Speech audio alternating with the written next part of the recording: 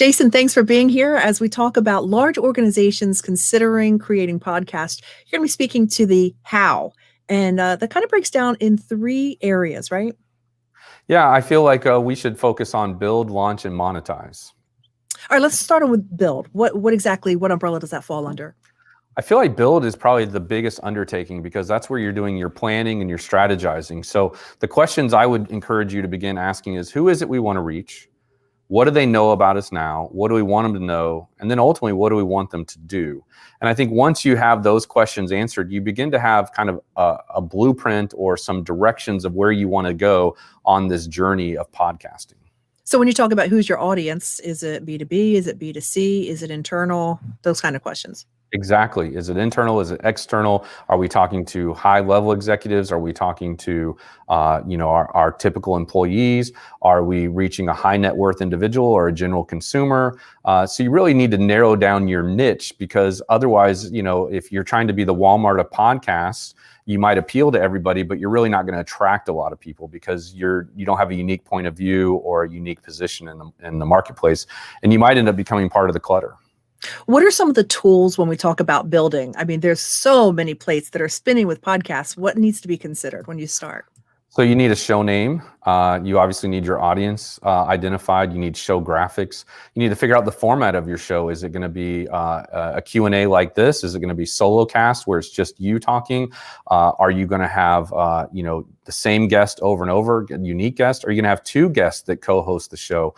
Are you going to bring in people from outside your organization, or is it going to be exclusively the thought leadership and the talent within your own doors and walls, or are you going to be even willing to have two guests at a time, kind of thing. So it's really figuring out that format and the tone, the style, the frequency. Are you going to produce a podcast, daily, weekly, monthly? Are you going to do seasons, or are you going to always be on? And so there's a lot of factors to consider. Yeah. And if it's going to be video or audio now, podcast kind of has taken some gray lines. People will say, I've actually watched your podcast on YouTube, and that's in conflict with each other by the technical terms. But yeah, sure, video or audio. There are many questions you have to kind of navigate and prepare versus just start launching, right? Yeah, which is the perfect segue into the next step is launch. Yeah, so launching is all about, bringing attention to it and having a consistent platform. As you and I have talked about previously, most podcasts get started, but they don't get past episode 10. And so for credibility purposes, I really recommend that you create 10 episodes and you launch with 10 episodes. And so, we try to be 8 weeks ahead of time in what we're doing. We drop an episode every Tuesday called On Top of PR. And so every Tuesday morning, we have a new episode. Right now, we're about 8 weeks ahead. So, if I need to take an 8-week vacation, which I would love to, we'd still be okay, right? Absolutely. Along the lines of launching, you've got to have a lot of hands on deck too. I mean, or one person that's able to do a lot of different plate spinning, as we referred to before. People are always surprised just how big of an undertaking this is, just like putting on an event, right? You have many players involved. Well, if you're doing a weekly podcast, you're putting on a weekly event and everybody has roles in it. So, I tried my best to always kind of acknowledge my team and their contributions, because while I'm the host of my podcast, it's not me, alone.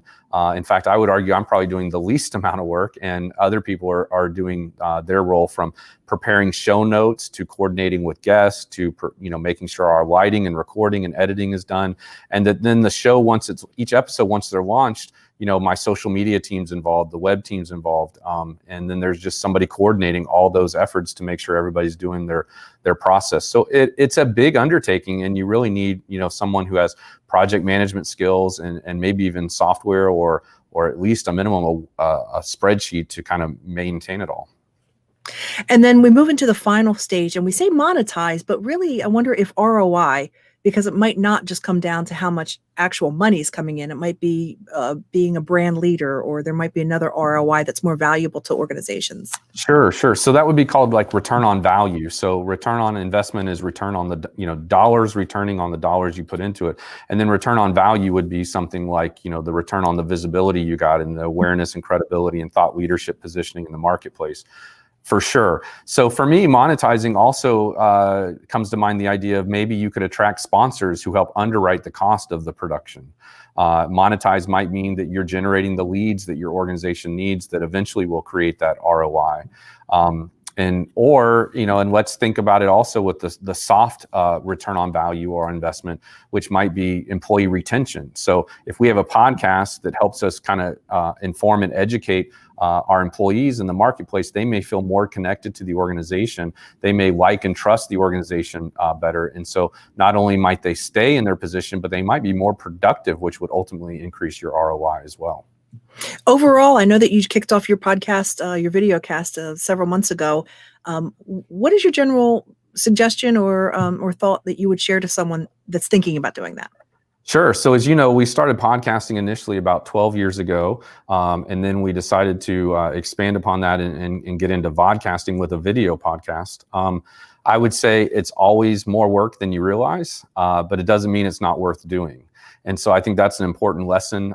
We bolted on the video side of it when we kind of rebranded, repurposed our podcast. And that takes more work too, because then we have to deal with the lighting and the background and all that, in addition to the good sound and good audio.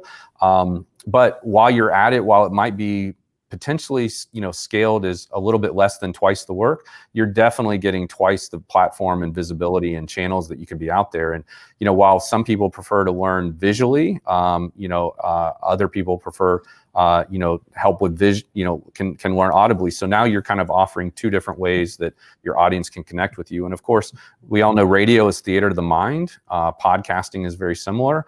But if you can do a video connection like this, it might come across being more authentic. People feel they see you, so they feel like they know you a little bit better than they might like you and trust you. And then we can always show visuals and even have a whiteboard and make it very engaging in that regard too. So I really encourage people to think about the multiple media and format that they might be able to leverage. And Jason, one thing as we wrap up, the thing that I really enjoy that you do with your podcast is that you give a third platform, a written platform, by doing transcripts. And that's a great third way of reaching people if they're, more of a reading consumer. So, well, it's also really good for search engine optimization. And that's probably the main reason that we do it. Yeah. But it's really nice too to be able to copy and paste something and share it with other people. And and hopefully, ideally, also because we do closed captions, that we might be able to make our show more accessible to those who need those things.